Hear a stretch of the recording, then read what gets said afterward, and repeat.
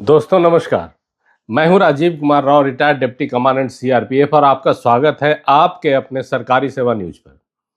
पिछले वीडियो में हमने डीएफएस पैकेज और सीएपीएसपी के बारे में बात की थी, जिसे आप लोगों ने काफी पसंद किया। आज का वीडियो हर सेंट्रल गवर्नमेंट कर्मचारी और खासकर सीएपीएफ साथियों के लिए बहुत काम का है। मिनिस्ट्री ऑफ फाइनेंस के डिपार्टमेंट ऑफ फाइनेंशियल सर्विसेज ने सभी सरकारी बैंकों को सलाह दी थी कि सेंट्रल गवर्नमेंट के कर्मचारियों के लिए एक यूनिफाइड सैलरी अकाउंट फ्रेमवर्क के तहत composite salary account package launch करें, जिस पर अमल करते हुए 12 सरकारी बैंकों ने अपनी अपनी सैलरी पैकेज स्कीम्स अब निकाल दी है। लेकिन असली बात यह है कि हर बैंक की scheme group A, group B, group C के हिसाब से अलग अलग है। तो आज हम बिल्कुल प्रैक्टिकल तरीके से पूरा डेटा और आंकड़ों के साथ समझेंगे कि आपके लिए कौन सा बैंक बेस्ट है। इसमें 12 सरकारी बैंक शामिल हैं, जो state bank of India, Punjab national bank, bank of Baroda, union bank of India, bank of India, Canara bank, Indian bank, bank of Maharashtra, UCO bank, Punjab and Sindh bank, Indian overseas bank और सेंट्रल बैंक ऑफ इंडिया शामिल है। आज video में हम इन्हीं 12 के बीच आपका best विकल्प निकालेंगे। बहुत लोग ग्रुप ए, बी, सी को डेजिग्नेशन या रैंक समझते हैं। असली क्लासिफिकेशन पे मैट्रिक्स लेवल से होती है। डीओपीटी के नियमों के अनुसार पे मैट्रिक्स में लेवल 10 to 18 तक के अधिकारी ग्रुप ए में आते हैं, जबकि पे लेवल 6 to 9 तक के कर्मचारी ग्रुप बी और 1 से 5 लेवल तक के कर्मचारी ग्रुप सी में आते हैं। साथियों, आप अपना पे लेवल देखिए और फिर बैंक के स्कीम में अपना ग्रुप मैच करिए। सभी बैंकों की स्कीम में कुछ फैक्टर्स कॉमन है। बैंक अलग अलग है, लेकिन डीएफएस फ्रेमवर्क की वजह से कुछ फायदे सभी में कॉमन है, जैसे zero balance account, free online transaction जिसमें शामिल है NEFT, IMPS, RTGS, chequebook, bank draft जैसी सुविधाएं। इसके अलावा लॉकर रेंट में डिस्काउंट, लोन प्रोसेसिंग फी में छूट और फैमिली बैंकिंग बेनिफिट्स जैसे स्कीम। अब हम ग्रुप वाइज बेस्ट 3 बैंक का चुनाव करते हैं। मैंने सभी बैंकों के बेनिफिट्स का बारीकी से एनालिसिस किया है। यहाँ हर ग्रुप के लिए टॉप 3 बैंकों के सुझाव दिए गए हैं। सबसे पहले हम बात करते हैं ग्रुप ए का। ग्रुप ए के लिए जो सबसे बेनिफिशियल नजर आता है वो है बैंक ऑफ इंडिया, जिसे 1 नंबर पे रखा गया। इसमें पर्सनल एक्सीडेंट इंश्योरेंस की राशि 2 करोड़ है, एयर एक्सीडेंट इंश्योरेंस की राशि भी 2 करोड़ है और इसके साथ साथ टर्म लाइफ इंश्योरेंस भी दिया गया है 15 लाख का। दूसरे नंबर पर आता है पंजाब नेशनल बैंक, जिसमें एयर एक्सीडेंट इंश्योरेंस है 3 करोड़, लेकिन पर्सनल एक्सीडेंट केवल 1.5 करोड़ और टर्म लाइफ है 12 लाख। तीसरे नंबर पे आता है बैंक ऑफ बड़ौदा, जिसमें पर्सनल एक्सीडेंट है 1.5 करोड़ रुपए, एयर एक्सीडेंट 1.5 करोड़ रुपए और टर्म लाइफ है 15 लाख रुपए। इसी प्रकार से ग्रुप बी के लिए जो 3 बेस्ट बैंक समझ में आते हैं, उसमें पहले नंबर पे आता है बैंक ऑफ इंडिया, जिसमें पर्सनल एक्सीडेंट है 2 करोड़, एयर एक्सीडेंट इंश्योरेंस है 2 करोड़, टर्म लाइफ इंश्योरेंस है 15 लाख। दूसरे नंबर पे आता है पंजाब नेशनल बैंक, जिसमें एयर एक्सीडेंट इंश्योरेंस के 2.4 करोड़ की राशि रखी गई है।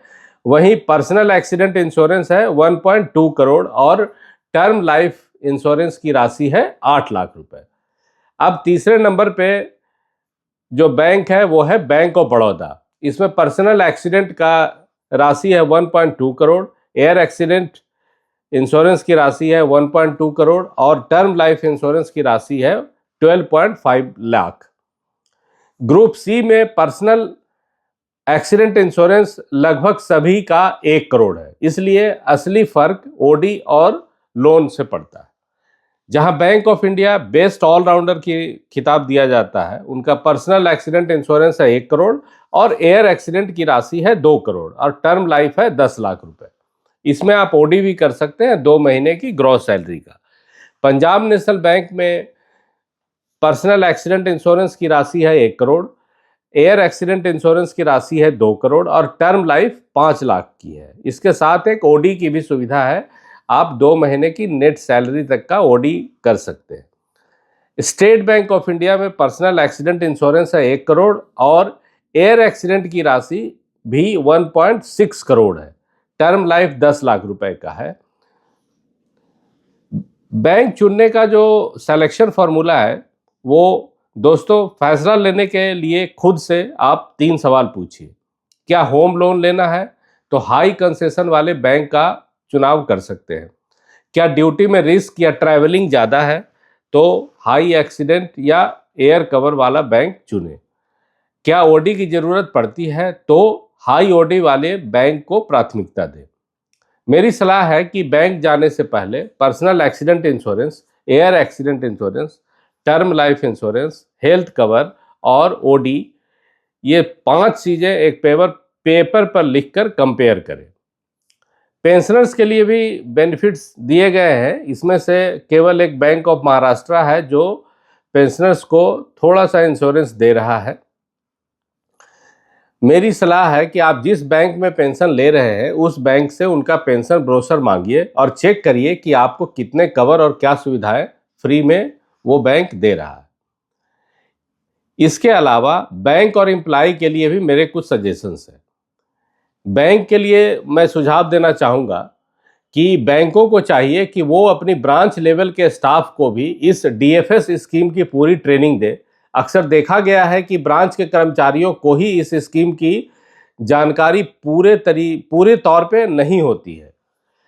साथ ही इंश्योरेंस क्लेम के प्रोसेस को परिवार वालों के लिए आसान और पारदर्शी बनाया जाना चाहिए। इसके साथ ही मैं स्टेट बैंक को खास संदेश देना चाहता हूं कि स्टेट बैंक सबसे बड़ा सरकारी बैंक है और ज़्यादातर केंद्रीय कर्मचारियों की salary account state bank of India में ही आती है। लेकिन स्टेट बैंक ऑफ इंडिया द्वारा जो ऑफर दिए गए हैं वो बैंक ऑफ इंडिया और पंजाब नेशनल बैंक की टक्कर के नहीं है। स्टेट बैंक को अपनी सैलरी पैकेज स्कीम को तुरंत रिव्यू करना चाहिए ताकि कर्मचारियों को बेहतर सुविधाएं मिल सके। पेंशनर्स के लिए भी एसबीआई से अपील है।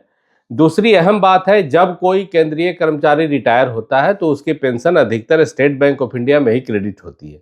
ऐसे में स्टेट बैंक ऑफ इंडिया को चाहिए कि वह रिटायर हो चुके पेंशनर्स को भी सर्विंग कर्मचारियों के बराबर पर्सनल एक्सीडेंट इंश्योरेंस और एयर एक्सीडेंट इंश्योरेंस की सुविधा प्रदान करे। एम्प्लॉयज़ के लिए मेरा सुझाव है कि आप सभी को अपने अकाउंट में नॉमिनी का नाम 100% अपडेट रखना चाहिए।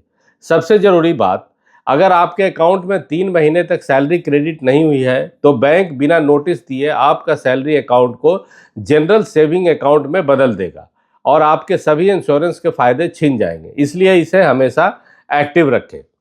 अगर आपका मौजूदा बैंक आपके ये सारे बेस्ट फ़ायदे दे रहा है तो बहुत अच्छी बात है। अपने अकाउंट को सैलरी पैकेज में एप्लीकेशन देकर तुरंत कन्वर्ट करवा लें। अपने परिवार, अपने साथियों का खूब ख्याल रखें। ऐसे ही सही और सटीक जानकारी के लिए वीडियो को लाइक और सब्सक्राइब करना न भूलें। साथ ही कमेंट्स में अपने सुझाव साझा करें। मिलते हैं अगले वीडियो में एक और महत्वपूर्ण जानकारी के साथ। जय हिंद, जय भारत।